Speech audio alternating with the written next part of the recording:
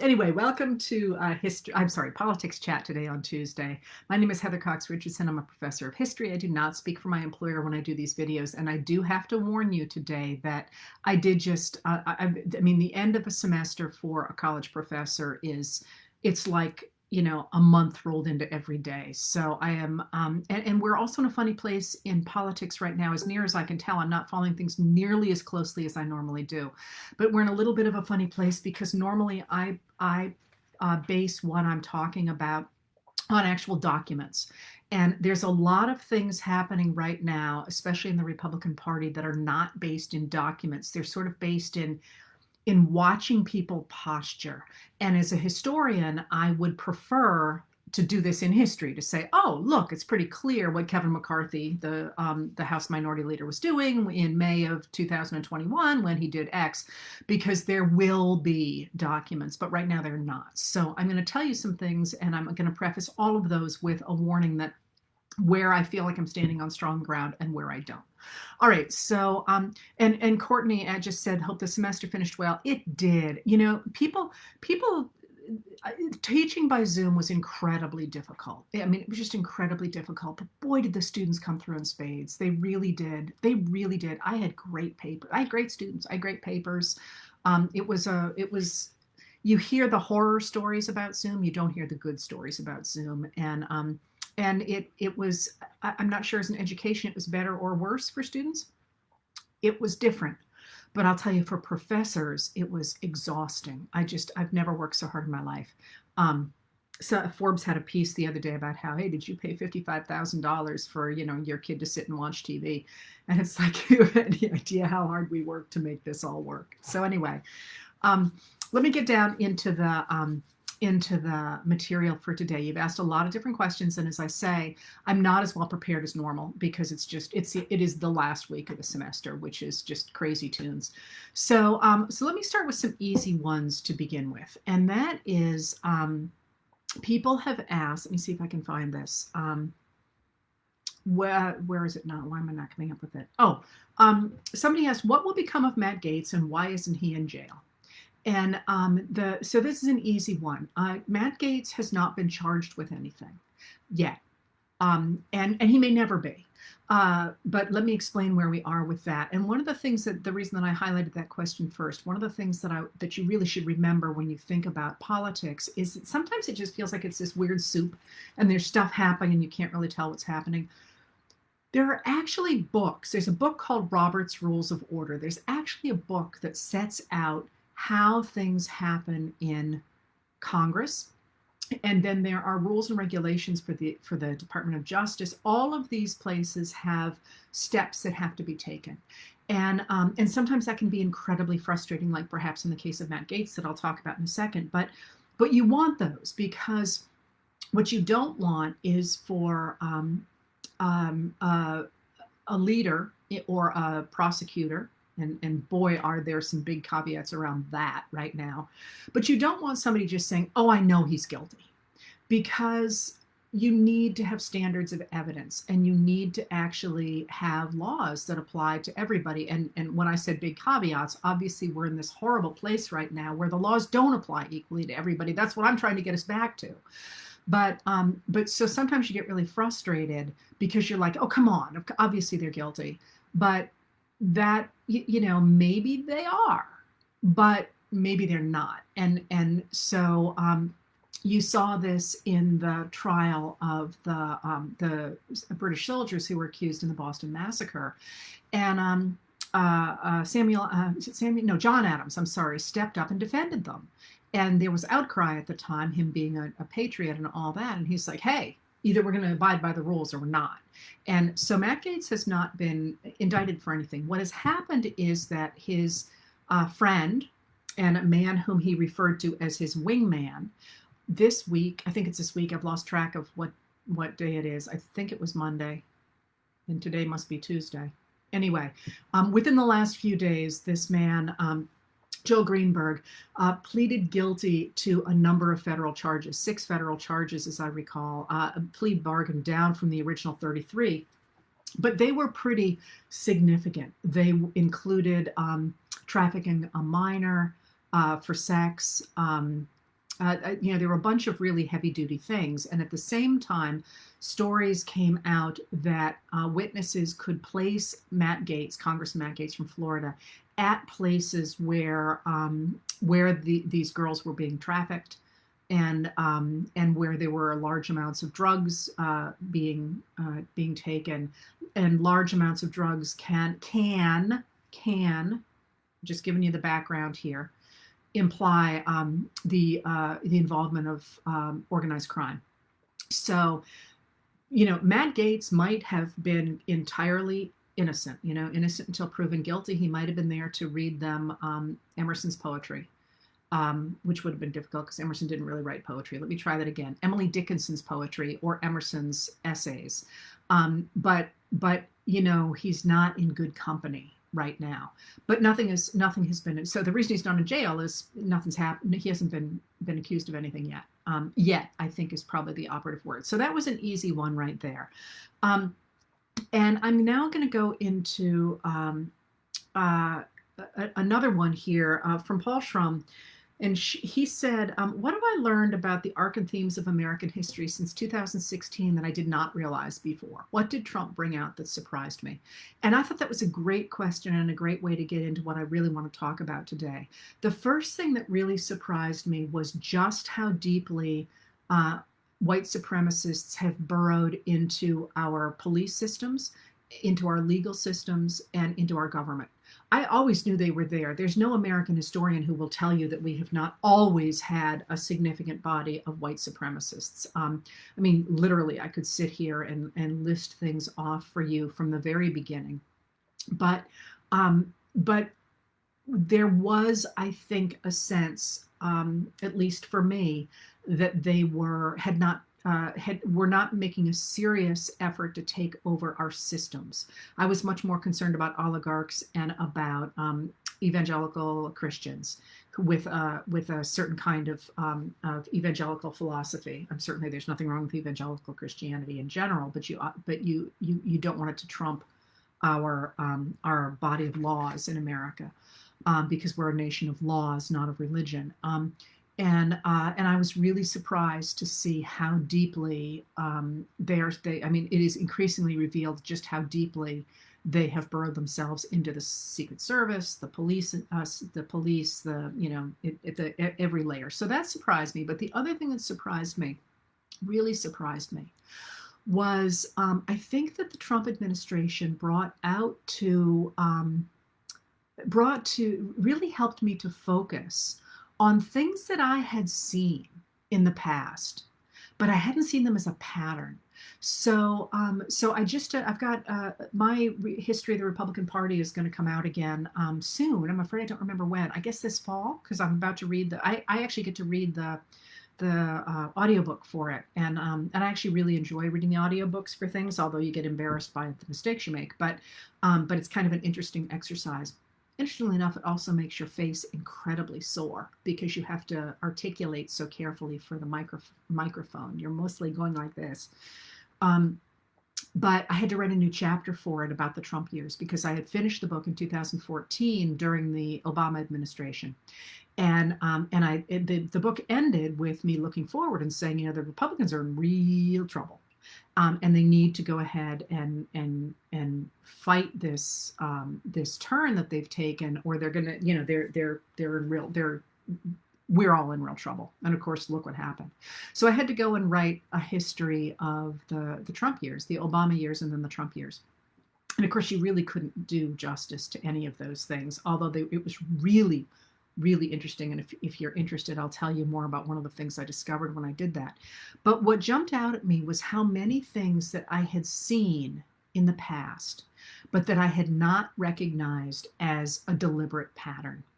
And a really deliberate pattern from the beginning. And by that, I mean things like voter suppression, which, as I have written many times in many places lately, Republicans begin to talk about what they call ballot integrity in 1986 to protect the 1986 tax cuts.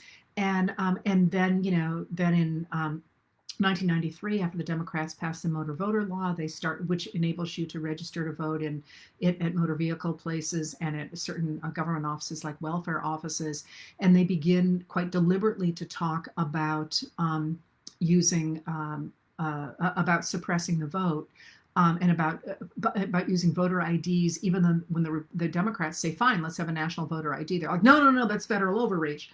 And then in 1998 you get Florida going ahead on the heels of that 1997 crazy mayoral race in Miami, which didn't even include a Democrat, going ahead and putting in place a voter ID. Not a voter ID law, some vote. So they cleaned out the rolls in such a way that it ended up throwing about 100,000 African Americans, largely Democratic voters, off the rolls. I mean, you see early on how they are going ahead and deliberately taking over the apparatus of our government, including actually when after the Florida voter purges of 1999, in the election of 2000, which comes down to a few hundred votes in Florida, and that count in Miami-Dade County is weird in that normally a recount changes very few votes, and that one was changing a lot of votes. And then, of course, you get the Brooks Brothers riot. And at the time, I'd written about that in 2014, but the person who was really running the Brooks Brothers riot, or at least instrumental to it, was Roger Stone. And Roger Stone was not on my radar screen at all in when I wrote that book in 2014. He was just a name, right? So that the voter suppression, the gerrymandering, all of how deliberate those pieces were, and then the other piece that I find really interesting, and one of the things I wanted to use to segue into the material of today was the degree to which the Republicans have weaponized investigations to convince people that there is that the Democrats are up to no good, even though there's no evidence of that. And so, again, what was really interesting to me was after the motor voter law in 1993. In 1994, when Gingrich is the head of the House, I think Gingrich is the head of the House then. In any case, the Republicans, both in the House and the Senate, insist that two of the newly elected people in 94 are only there because the Democrats have cheated, that they're there because of voter fraud. And that, I believe, this is totally off the top of my head, I have not checked these, I think that's Mary Landrieu in Louisiana and Dianne Feinstein in California. I'm not sure of that, but you could look it up, 1994. And although it's not in their Wikipedia bios, I've written about it somewhere. In any case, they argued that these two people had won their elections only by voter fraud. And so they open investigations into voter fraud in that congressional year, and they keep going out in front of the cameras talking about the voter fraud. There isn't any. There just isn't any. And yet, because people hear it again and again and again and again, they start to believe it's really a problem. And so that's another thing that I was surprised by looking past after Trump. How many times they weaponized investigations. Obviously Benghazi, where Kevin McCarthy made the mistake of actually saying, yeah, look, we're hurting Clinton's numbers. There were 10 investigations of Benghazi. The last one ended ended just after the 2016 election, and of course none of them found wrongdoing. And at one point, Clinton testified again and again and again. So Benghazi, and then of course, when the reason I started looking at this was Trump tried to create an investigation of Hunter Biden and Joe Biden. And what was really clear to me from the very beginning of that, which the story broke in September of 2019, but it happened in July of 2019, what was interesting to me about from the beginning, it was clear to me, having done some of this work, that Trump wasn't actually asking the Ukrainians to do an investigation.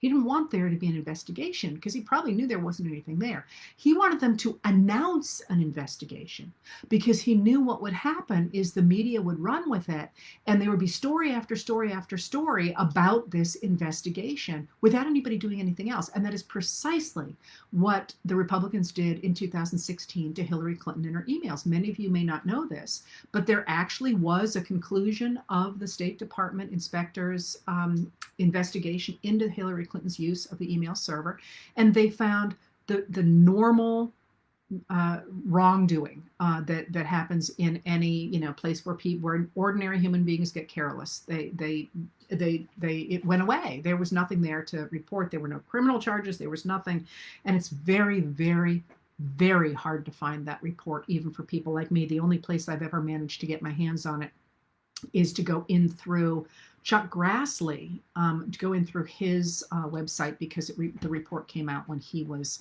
I believe, the head of the relevant committee.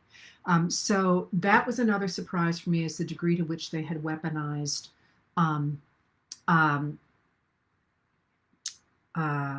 investigations. And then the other thing that really surprised me was the degree to which the Republican Party had so completely embraced oligarchy. I kept writing books saying they're going that direction. They were there. And that made it, unfortunately, a very short hop to authoritarianism. And that's another question that somebody asked. Scott Smith said, is Trumpism best regarded, historically speaking, as fascist or authoritarian? And this is probably of note to very few of us, Scott, but my answer to that is authoritarian. And the difference that I would make is that fascism is a fairly extensive ideology that came in the 1920s after World War I, really articulated, not invented, but articulated best by Benito Mussolini, in which he said, we really, in order for the country really to move forward best, what we need to do is we need to pull together industry and business. They have to work together, and we have to get people behind the nationalist experiment with propaganda and militarism and hyper-nationalism. And it was an attempt to move a country together in a funny way. And I'm going to make a note of that because I'm working on something like that. But what was distinctive about Trumpism to me, and for what it's worth, right, was that the trick to fascism is that there need to be some kind of a level playing field between the government and business, or business isn't going to support it, because there has to be something in it for them as well. And when Trump was so volatile, so that he could tank someone's stocks with a tweet, for example, or blow up someone's stocks by giving them a contract, it all became very personal. And that's actually somewhat different than fascism, which is a larger, to my mind, a larger national movement. That was much more about the Trump family. And that's one of the things that I thought was really interesting, and I think you can see it now with the number of corporations that are getting real cold feet about the Republicans right now, is they can't operate in an environment where, first of all, many multinational corporations can't operate terribly well in an all-white environment because they're multinational. And the other piece of that is you can't operate very well in an environment where, the leader of the world can tank your company because he's mad that you ate the biscuit he wanted at dinner the night before. Then you're starting to look like, like North Korea or something. And that's not actually a good environment for business, because you don't know that your investments are going to be secure. You need to have some ground rules.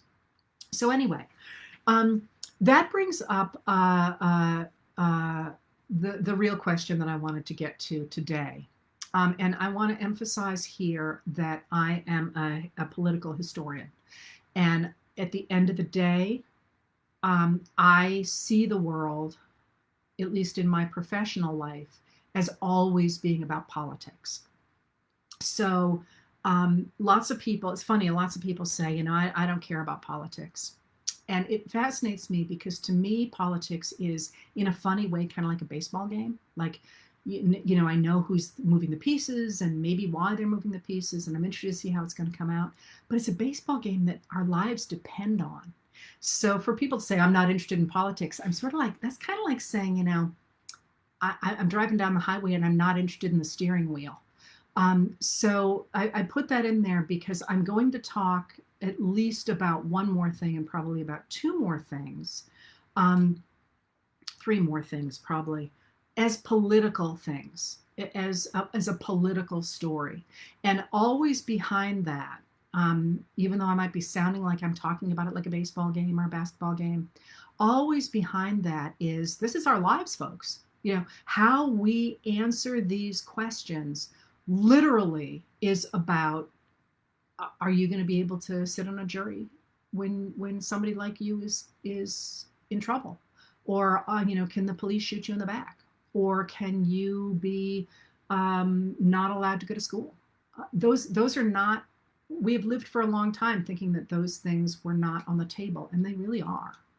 All right, so the thing that's interesting to me right now, and I'll probably write about it tonight, and yeah, I won't go to that, is the January 6th commission to look at the insurrection against the Capitol. And I want to start there by unpacking that just a little bit. And I was recently in a place where a Republican member of Congress was saying, it wasn't really an insurrection. Well, an insurrection is an armed effort to stop the regular business of the government.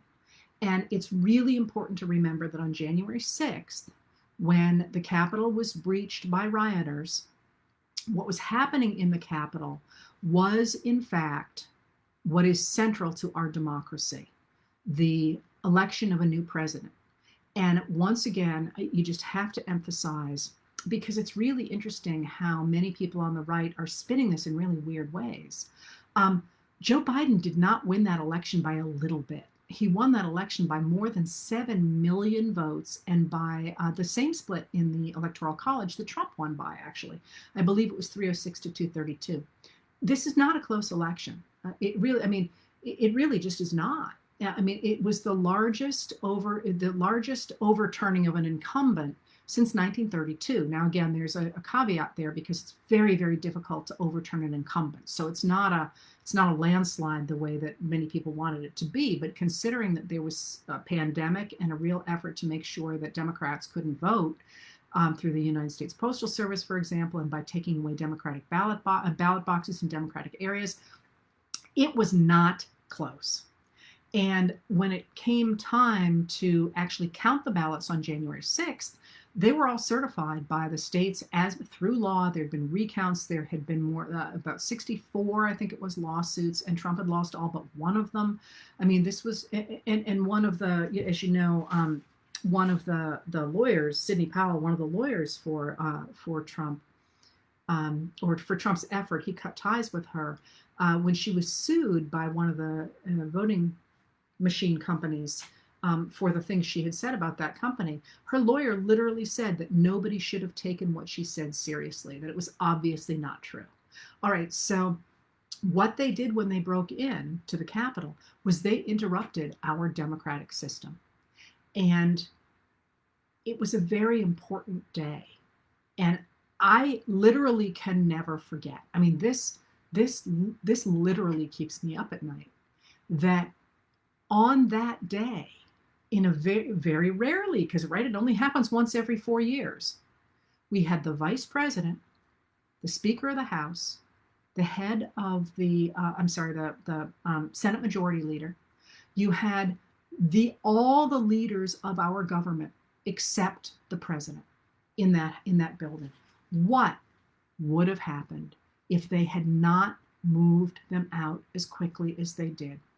What would have happened if they had gotten, I mean, this literally, I played these scenarios out. What would have happened if those rioters had gotten their hands on Mike Pence, who, I mean, if you were the president and your vice president was held hostage or, God forbid, harmed by a mob, what would you have done? And that's what keeps me up at night. Because every way I play it out, it's not good. Anyway, so I'm emphasizing there that it was an insurrection. All right, so I'm going to start right there. But we don't know what happened. I mean, one of the things that is really interesting, and I have followed this very, very closely, is really closely, is that there are a lot of pieces that it's really not possible to put together without a lot of the information that currently people like the FBI have. So they have thousands of hours of videos, they have pictures, they have cell phone communications. They have interviewed a number of people. They've made charges against more than 400 people, and they say there will be another 100 coming. I look at this and I see a lot of things that could go either way.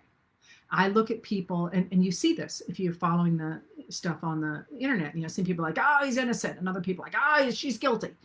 We don't know because we don't have the facts yet.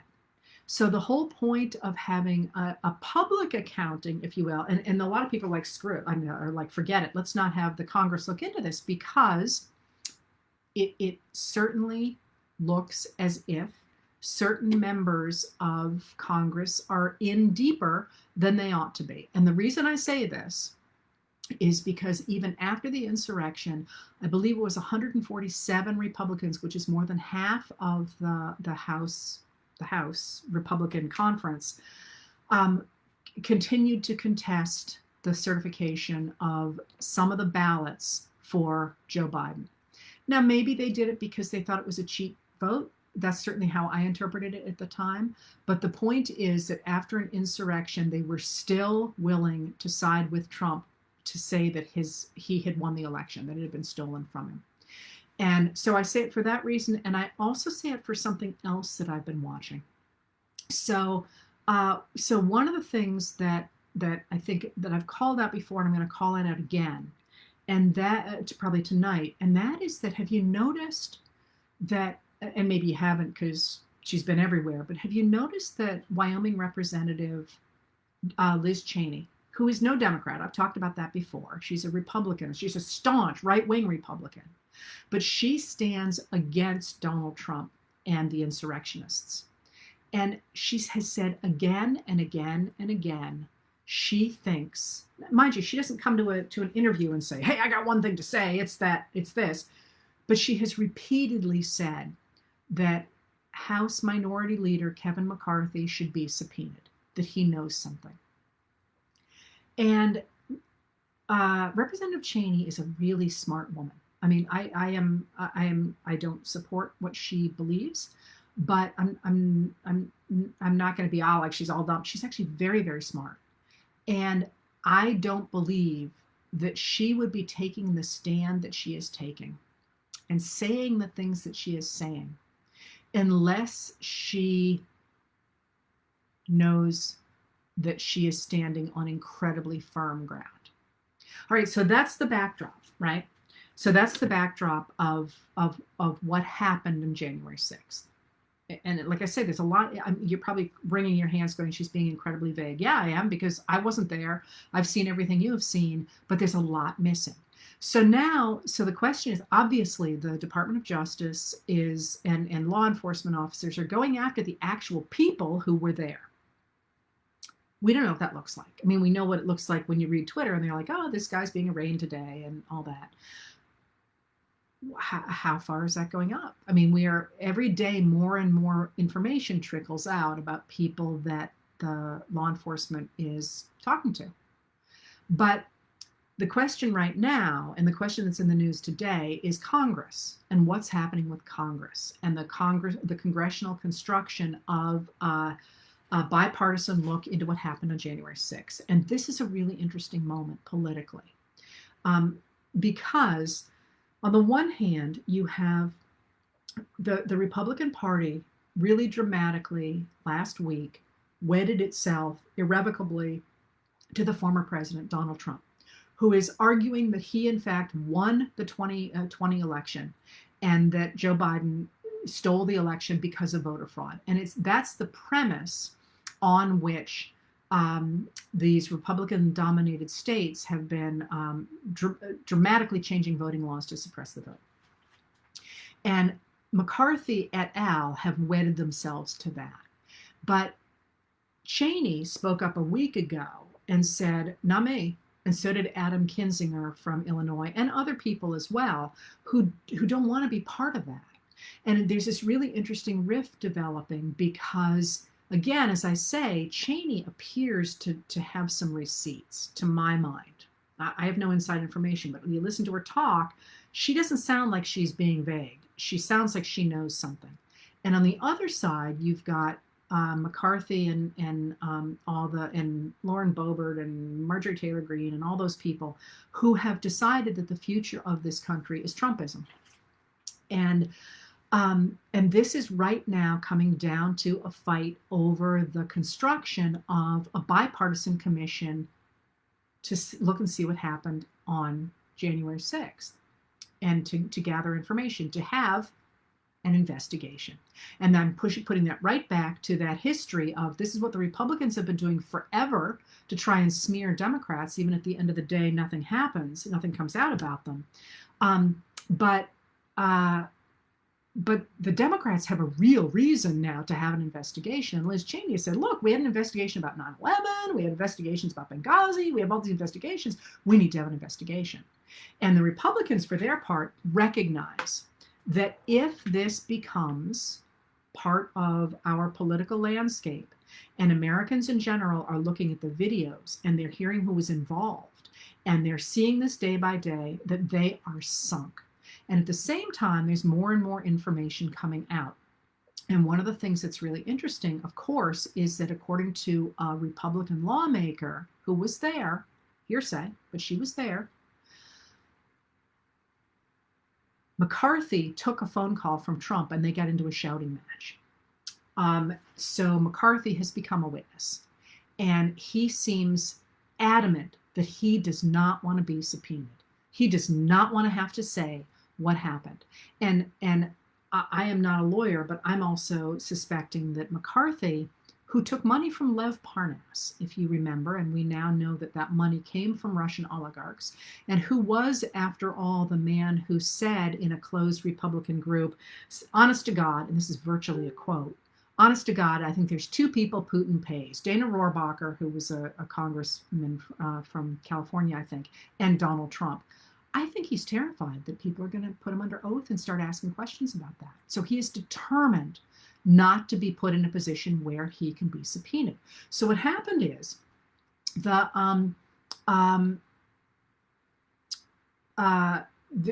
Democrats were putting pressure on the Republicans to go ahead and come up with a commission, and the Republicans were saying like, no, it's going to be too partisan. We're not going to have anything to do with it. And finally, the House Homeland Security Committee, it's a committee on Homeland Security, started to talk about it, and the chair of the committee is a Democrat, again, and Bernie Thompson from Mississippi, and the Republican is a guy named John Katko, I think, from New York.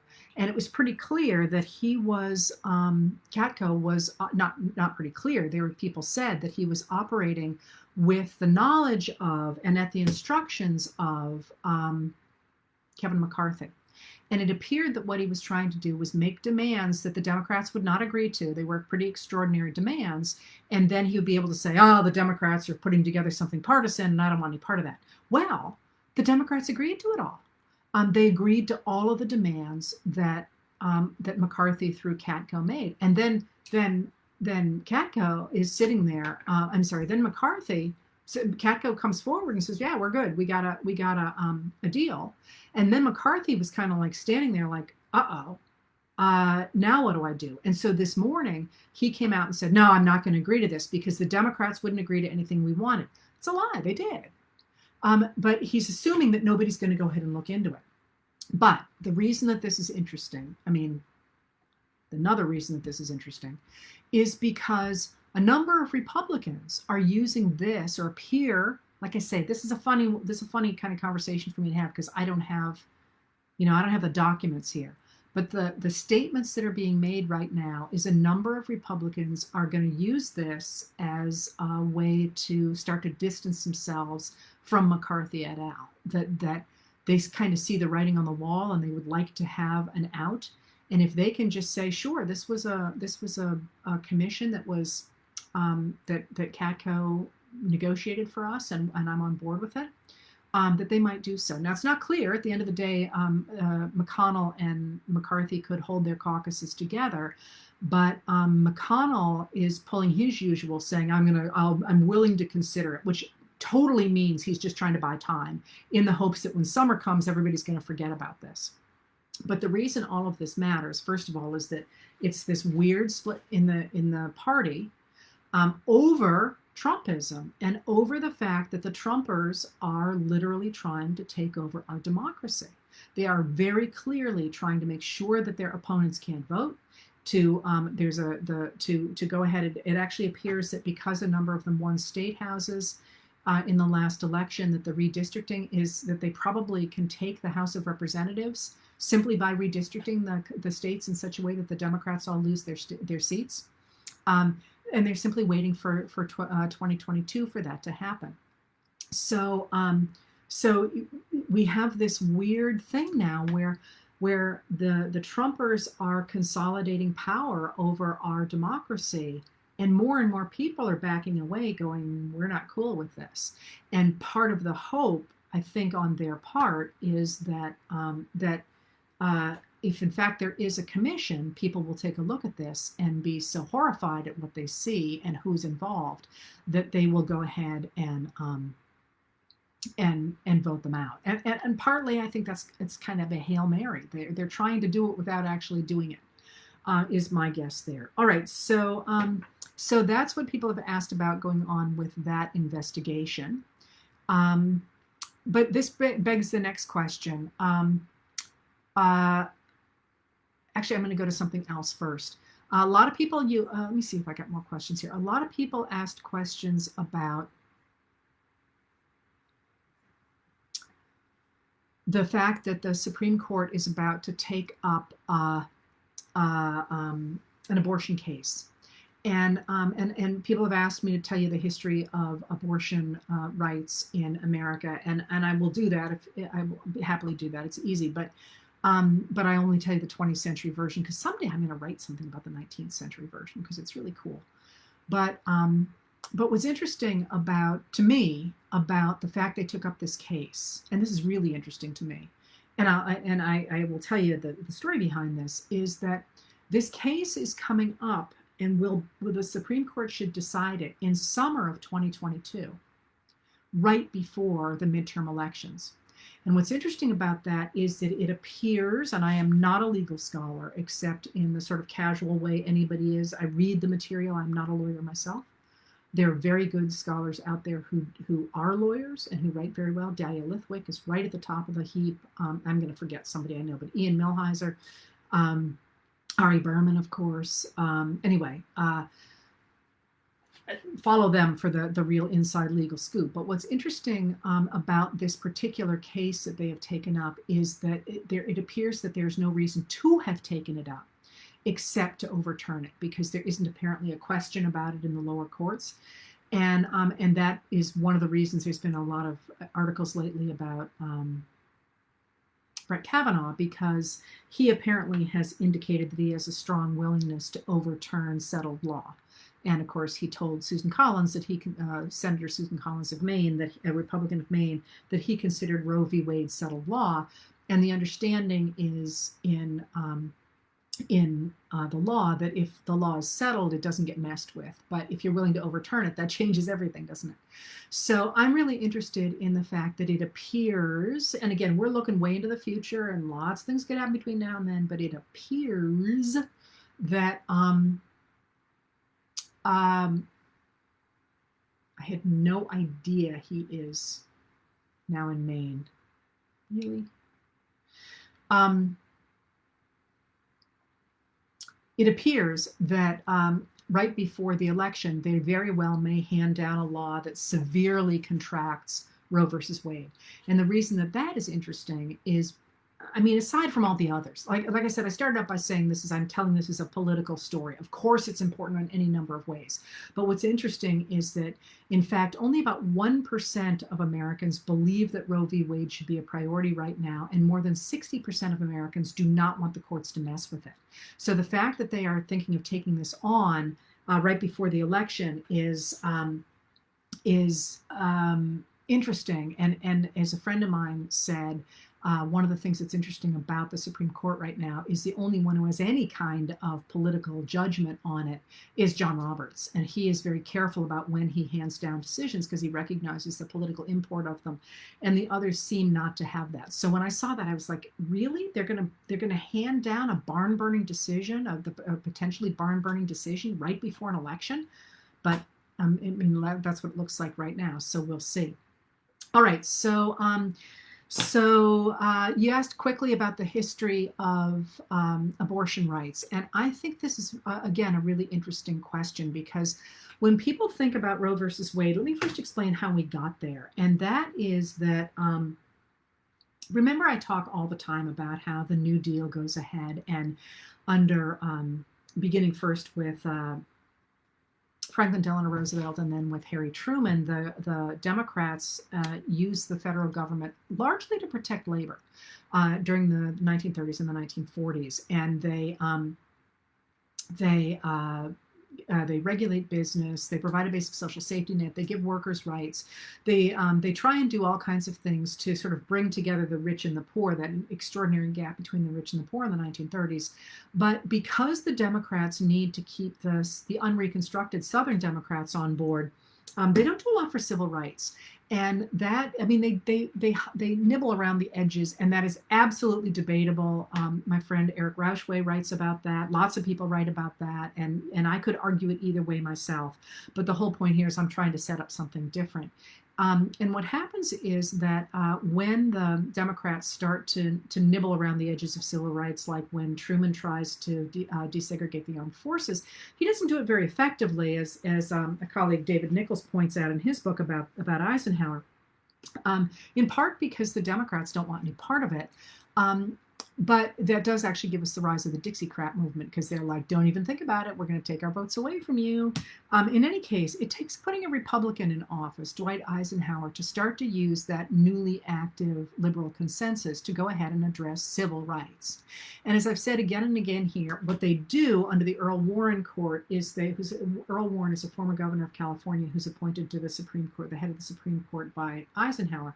They reach through the 14th Amendment, through the due process and the equal protection clauses of the 14th Amendment, and they reach back to the first 10 amendments to the Constitution, and they pull them forward and they apply them to the states. And so as of yesterday, that was the anniversary of the Brown versus Board of Education decision, which happens about 3 months after Warren goes on the court. We get other major decisions as well in that early Warren period. But in the next iteration of the liberal consensus and the application of civil rights to marginalized communities, we under Warren Burger, the next court, Burger is appointed by Nixon, we get Roe versus Wade. And Roe versus Wade, of course, is a Supreme Court decision handed down in 1973, Republican Supreme Court, head of the Supreme Court, and it's written by a Republican. And so it was an attempt to protect the rights of women in a really interesting way. And I don't actually have time to go into huge detail about the pluses or minuses here. The decision, as I say, was written by a Republican, by a guy named Lewis Blackmun. And what it does is it legalizes abortion in the first trimester of a pregnancy. And remember, again, it's 1973, and lots of things have changed in our ability to understand biology since then.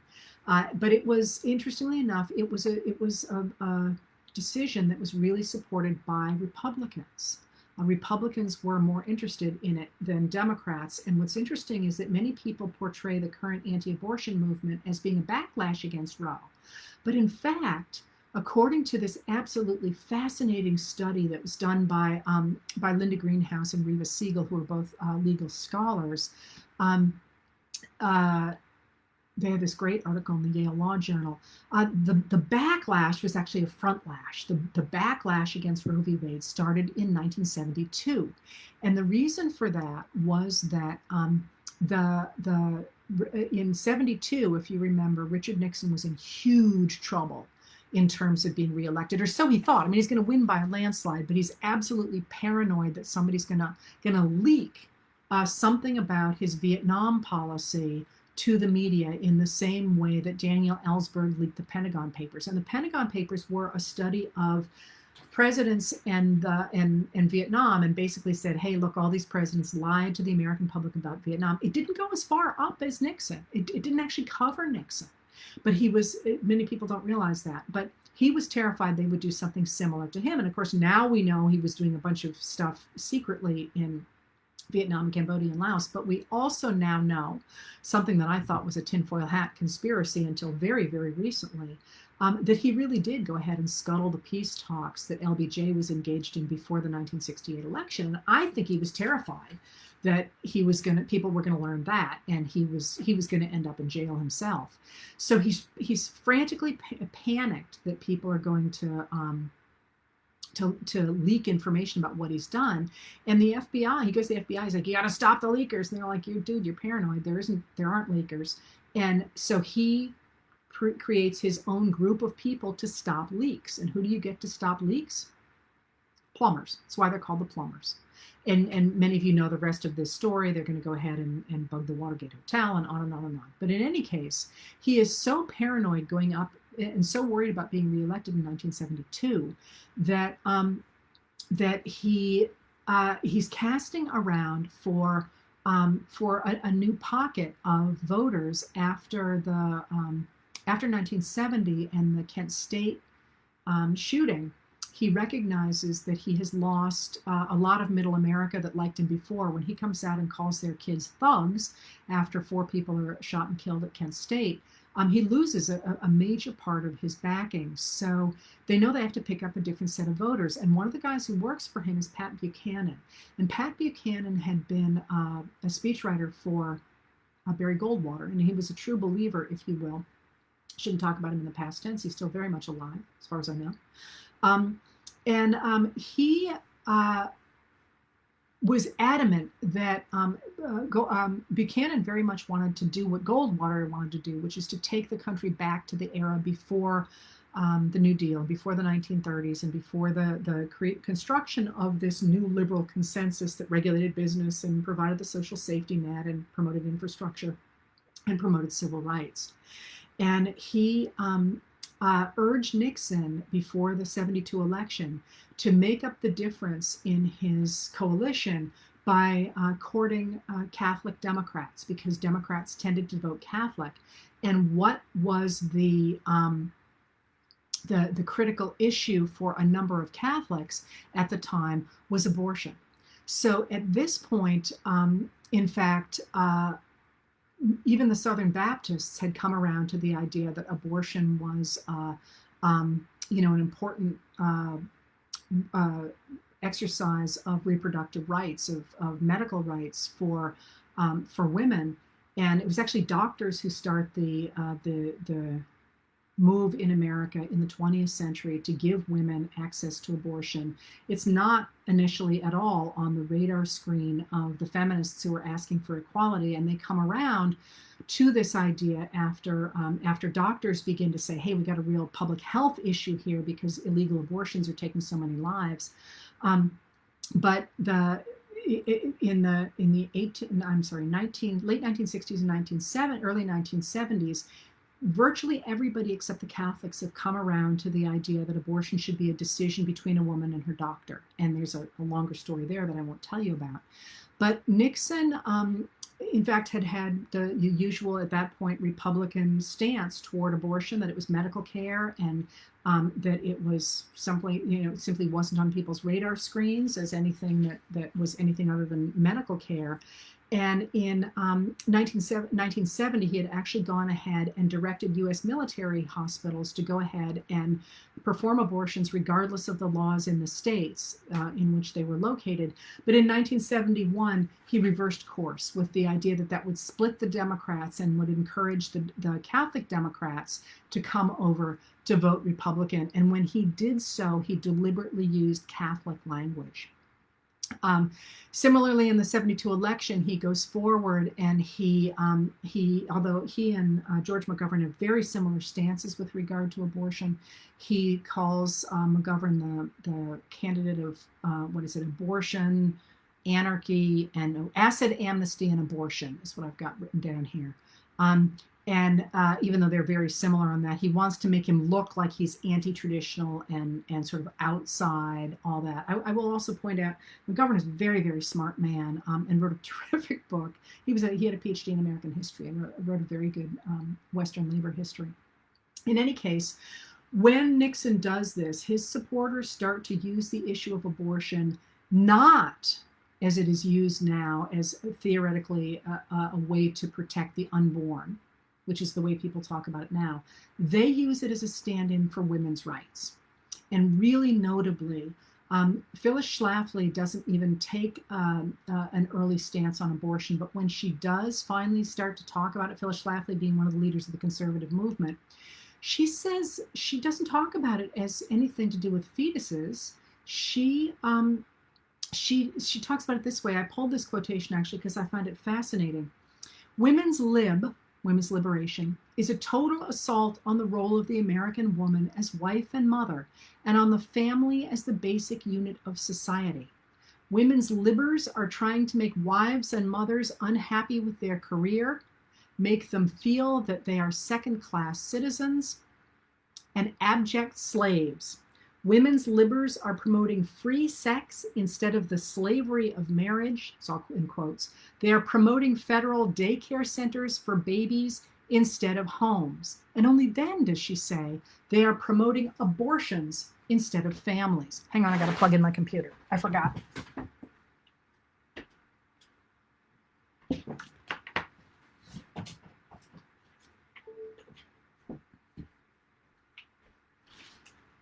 I was working in a sunny room earlier.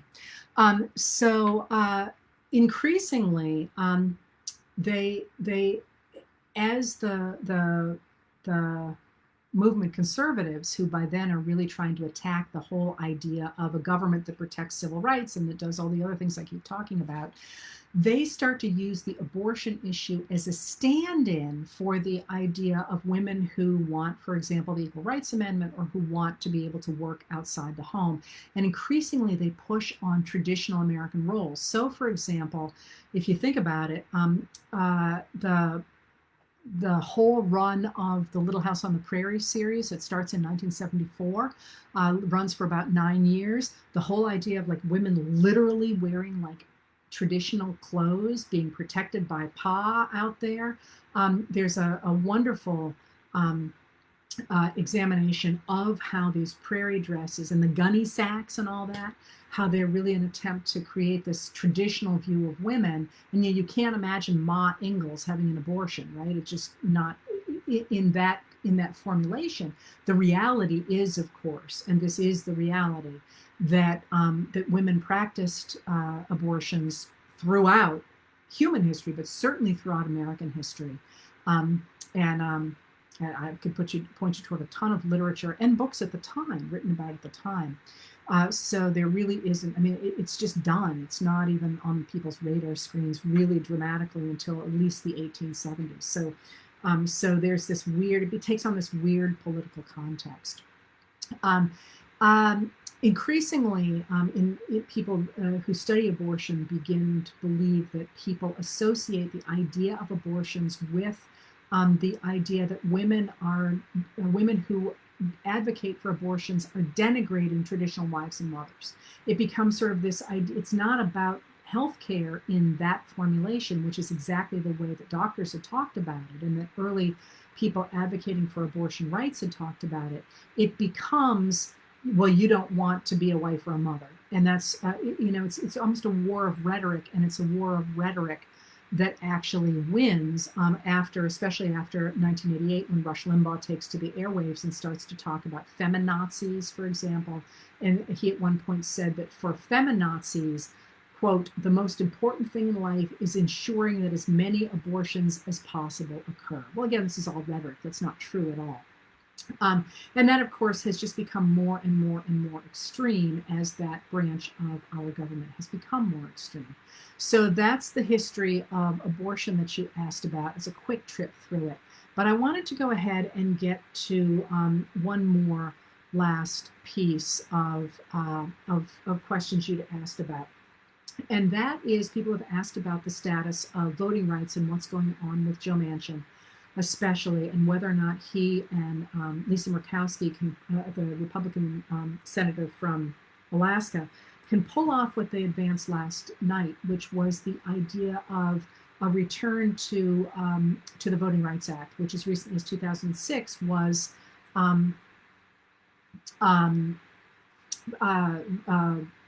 what's the word? Passed again, re-upped. I can't think of the word right now.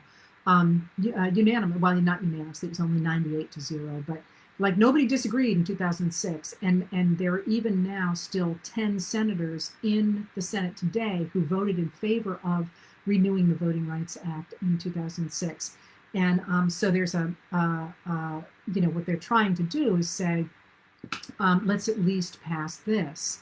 And it's going to be really interesting because the Republicans, of course, don't want to pass anything of the kind, because that will then mean that the voter suppression laws that they've put in place or are putting in place in a number of states are going to be thrown out in court.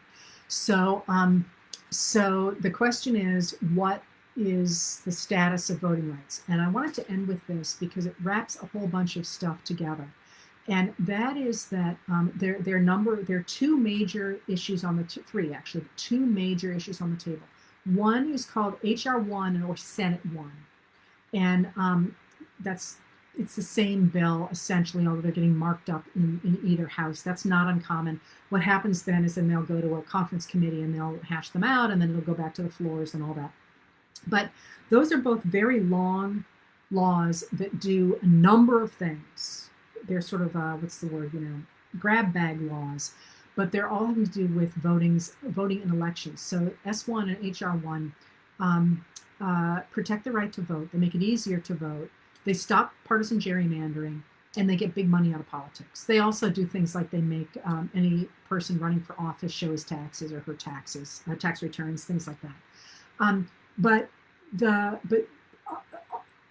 issue there is that in order to pass those, right now the Democrats have a razor-thin majority in the House, and they're 50-50 in the Senate with the Republicans, even though those 50 Democrats represent 40.5 million more people than the 50 Republicans. But what it means is that the Democrats can only pass Senate or House 1 through the Senate by ending the filibuster. And I've talked to death the filibuster, but what it means is that you have to get 60 votes to get anything through the Senate right now. And this is abnormal. This is not the way our system has worked in the past. And Joe Manchin has said that he doesn't want to end the filibuster. He wants to come up with a way to get laws passed that have bipartisan solutions. Now, why does he do that? He does that because he's a Democrat in a state that went, I think it's 42 points for Donald Trump in 2016.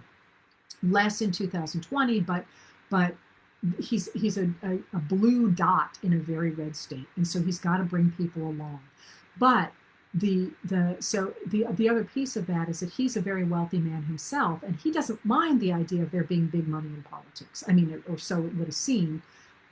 So he doesn't necessarily like all of the changes in HR 1 and Senate 1. And by the way, those laws are not perfect yet. The whole point of introducing a law is you have to there's some stuff in it that's just not workable, but that would be taken out in conference if in fact those bills manage to go forward and become laws. So when people say, oh, it does this and that can't be done and this is horrible, come on, it's like a several hundred-page law. Of course there's things like that. The whole writing of laws is actually really fascinating, but I'll spare you.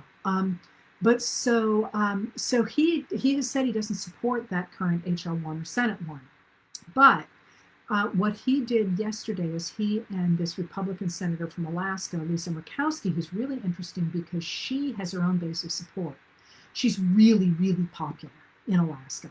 I always love the fact she won an election as a write-in candidate after the Republicans tried to kill her off. Not literally, tried to get her end her political career. And they came out yesterday and they said, hey, let's just go ahead and reinstate this law, the Voting Rights Act. And that's not going to do everything we need it to do, but it is going to guarantee that at least the Republicans can't basically stop Democrats from voting in all these critical southern states. It only covers, I think it's 14 states, maybe 16 states. But it doesn't do anything about Iowa, which is another place where there've been voting stuff going in, voter suppression laws going in. But right out of the blue, Cornyn from Tennessee, I think. I could be wrong about that. I'm tired now. Said I'm non-starter. So we're in this funny place where the the Democrats like Manchin are saying, hey, we'd really like to have something bipartisan here, and let's go ahead and do something bipartisan. And the Republican, essentially, the Trumpers are like, nope, not going to do it. And Manchin is now in this weird place where he's got, Manchin and maybe some other people as well, where they have got to either say, okay, we're gonna carve out a space where we're going to throw the filibuster overboard, or we're going to go ahead and not pass voting rights laws. And if we don't pass voting rights laws, people have asked how worried I am. We're done. What the Republicans have done, and the reason I started with it, the surprises I've had, is they are locking up the machinery of this democracy so they cannot lose. And once you have a one-party system, I wrote about that the other night, we're done. So, at least in the short term. So people have asked what they can do in this moment. And I thought there was something really interesting that came out the other day when we learned that Heritage Action, which is a branch of the Heritage Foundation, which was actually started by somebody who wanted to get rid of the voting of people of color and women, who wanted to stop so many people from voting. What they said, if you read that, I included that quotation very deliberately, is they said, we're going to go ahead and we're going to surround Joe Manchin with, in an echo chamber. So all he can hear is how much we hate the idea of voter fraud, and how we really, really, really wanted to put in these laws in place so that voting can't, so that people can't vote. And that said to me that what I've been telling you people all along is right, that you need to make your voices heard. You can't just sit there and say, what's going to happen next? We need to go out and make whatever happens happen next. And one of the easiest ways to do that is to make your voice heard.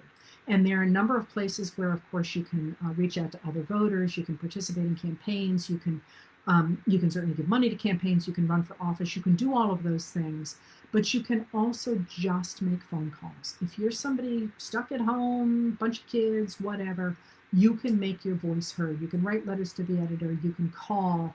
And I really feel like this is our hands-on deck moment, because if they are permitted to do this, I don't see a way back, at least in my lifetime.